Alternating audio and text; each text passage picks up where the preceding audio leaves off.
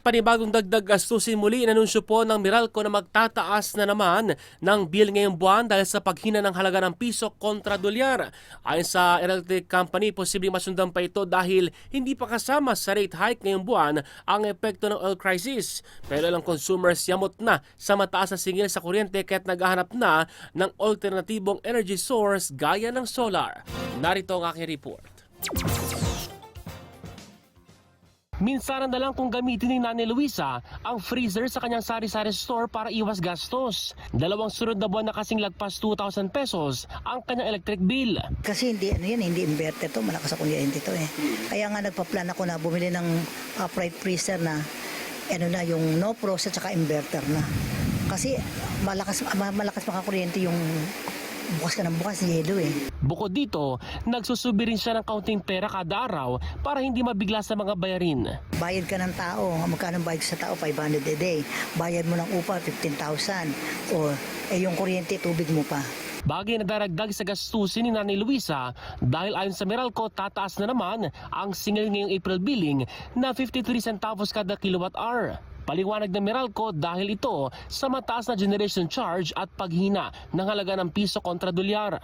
Katumbas yan ng 107 pesos na dagdag singil sa mga kumukonsumo ng 200 kilowatt hours. At lagpas 260 pesos naman ang dagdag sa kumukonsumo ng 500 kilowatt hours. Pero ngayon pa lang, nagpapahaging ng Meralco na hindi pa kasama sa rate hike ngayong buwan ang epekto ng krisis sa Middle East. Dahil yung ginamit natin na fuel nung March, ay na-import na natin, nakarating na sa Pilipinas bago magkaroon ng Middle East conflict.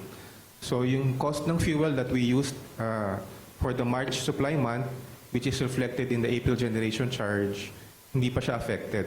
Dahil dito, naghahanap ng ilang consumers ng alternatibong energy source tulad ng solar. Gaya ni Marcel na nagpunta sa Raon sa Maynila para mag-canvas ng solar panel at portable power station. Nakakashock ng sobra yung taas ng kuryente. Kasi naglalaro siya ng 6K to 8K, depende. Lalo na kung gagamit ng aircon. Papalo ng 8K. Ayon sila nagtitinda, biglang dami ang mga nag-i-inquire sa kanila ng solar energy source mula nang magkaroon ng krisis. March nag-start kami. Doon dinagsa kami noon eh. Maraming bumili talaga. Yung iba mga nagpapa-reserve, nagpapatabi na mga nagdedeposito kasi nga nagkakaunahan.